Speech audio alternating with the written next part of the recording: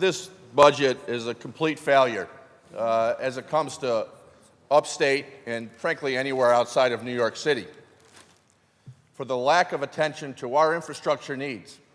We on this side of the aisle all understand how important the MTA is. I have 3 railcar manufacturers within the district I represent that make railcars for the MTA. We love the work, we love the business, it provides good jobs.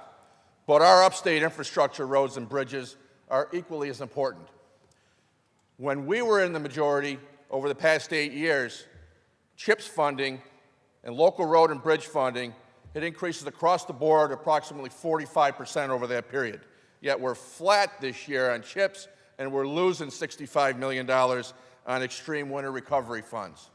Ask anybody in your districts how they think your roads fared during this winter, which isn't quite over with yet. They're going to tell you their roads are crappy. We need to do better. You know, as a former district attorney and seeing some of the criminal justice reforms we passed tonight, and reading the statement that the District Attorneys Association put out, and I was a member of the District Attorneys Association, and it's their president, our local DA here in Albany County, David Soares, a Democrat, that this budget is chock full of half-baked policy. This statement doesn't just apply to what we did in criminal justice reforms. It applies to this entire budget. Half-baked policies. A new commission for public finance and do away with third-party voting. A new commission for congestion pricing in New York City. Can we not make difficult decisions here? How many lawsuits are going to come out of the commissions that we established tonight? I know there's 2 right now that came out of the pay commission from last year, and there's probably 1 or 2 more coming. This legislative body should not be shirking its responsibilities when it comes to making tough decisions that affect every New Yorker. We can't pass the buck. We were elected to do our jobs here. We didn't have the guts with the leadership in both houses of the legislature to pass a legislative pay raise on our own. We shirked it off to a commission. Now we're shirking off these responsibilities to 2 more commissions. It's a disgrace. It's an insult to the people that elected us to come in these offices. We have created $1 billion new dollars in taxes in this budget. Internet taxes, eliminating charitable deductions, eliminating exemption on energy service companies, an auto rental tax for upstate of 6%, making it 11%, real estate transfer taxes, internet sales taxes of $160 million, which is the local share, which normally goes to our counties.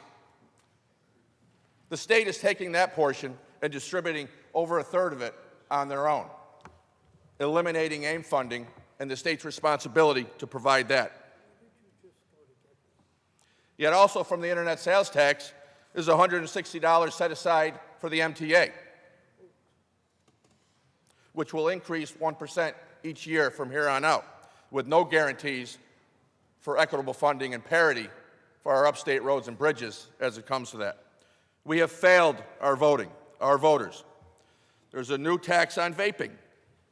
There's a new opioid tax for people that are in pain and are on legitimate opioid prescriptions that are suffering, that are going to pay more for them to get relief. These are our constituents. $100 million from individuals suffering in New York State. Yet, out of that $100 million new opioid tax, we have no additional spending on our opioid and heroin crisis that is beleaguering the state of New York and every state in this country and the nation. Yet, despite these $1 billion of new taxes, we're able to maintain a film tax credit of over $400 million to provide relief for Hollywood elites. And on this economic development program, there is no MWBE requirements. Yet on every project that receives economic development money in upstate New York, there are outrageous MWBE requirements that are unrealistic and cannot be met without us hiring businesses from outside of our regions to make up the MWBE thing. So we're taking our economic development money for our regions and having to go outside to other regions, losing the impact. It is a disgrace what we've done here. The parity, as Senator Robach mentioned, on roads and bridges, twice as much for MTA than there is for the rest of the state. Again, the District Attorneys Association, Democrat David Soares, said it best. Instead, we have set up unrealistic, unworkable requirements that ultimately will fail the very people and communities they were intended to benefit. We can and we must do better in this state. Thank you, Mr. President.